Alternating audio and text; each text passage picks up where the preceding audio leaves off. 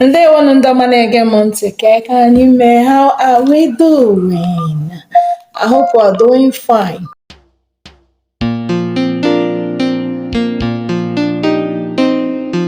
Doing fine. Opekata mpe n'ụwa anyị nọ n'ime enwere ihe karịrị 3,000 languages. We have over 3,000 languages in this world. Over 3,000 languages, not more than. We use language to distinguish who is who. No, we use language to know where this person is coming from. If an Hausa person should speak, you say, no, this person is from the north. If the Yoruba person to speak, you say, this person is from the west. If an Igbo person should speak, you say, this person is from the east. So you see that languages play a vital role in our communication because I believe there is no communication without language. That is the reason why language is one of the vital tools in human life.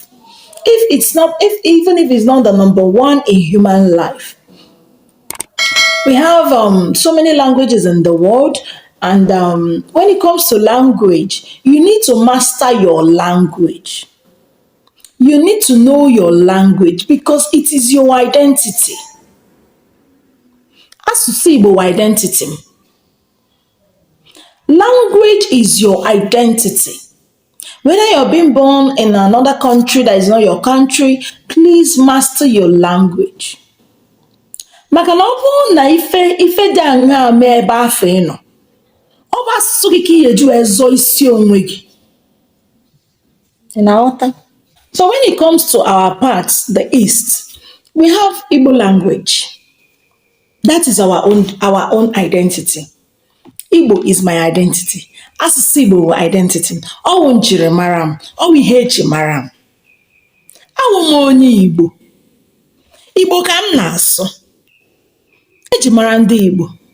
Ife eji mara ndị Igbo bụ na fa na-alụsi ọlụ ike. Fa bụ ndị na-agba mbọ, ndị fụlụ onwe ha n'anya. Mana ọ bụ eziokwu na kọmanụzi ya n'ugbu a. Our tradition still remains our tradition. Ife eji mara anyị bụ ndị na-agbasi mbọ ike. Ife eji mara anyị bụ ndị na-akọ ọrụ ugbo ọfụma. Anyị na-akọta ọrụ ugbo, anyị na-akọta ya ọfụma. Ndị Igbo na-afụ nwanne fa n'anya.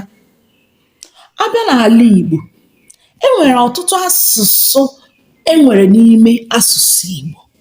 Ọ ife mere eji kee asụsụ Igbo ụzọ abụọ. Nke mbụ Igbo izugbe.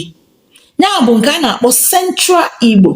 Ya bụ Igbo ahụ emere accept in teaching and in communication, in schools, in educational sectors, in writing books, news, everything. When it has to do with Igbo, you go with your your Central Igbo.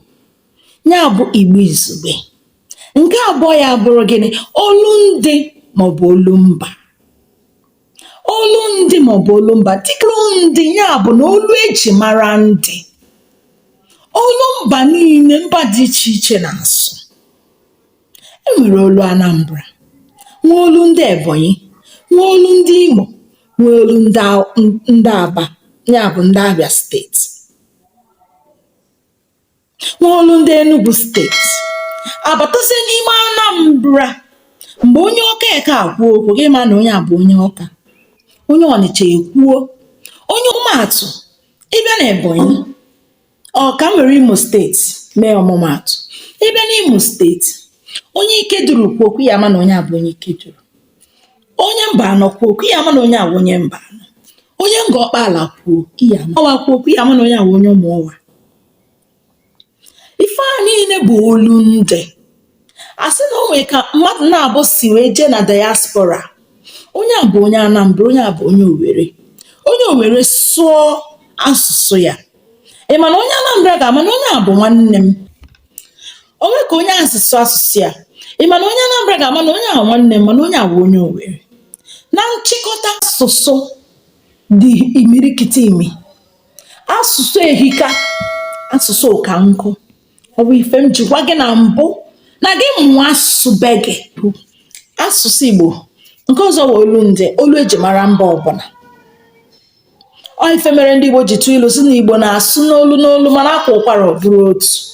ihe otu ihe m achọ ka ị mere m ka izisara m ozi a ka ọtụtụ ndị mmadụ mara na asụsụ Igbo amaka. Igbo mara ezigbo mma. Igbo amaka. Aga m ebu asụsụ Igbo n'isi buli ya ka ọ na-anya m ebia na-elegharị ya. Gụọ n'asụsụ Igbo, zụọ n'asụsụ Igbo, mụọ n'asụsụ Igbo, ngwa sụziere m asụsụ Igbo. Na-atụfughị oge ọbụla, nkwụ nwanne unu nwaanyị ụlọ ndị Igbo.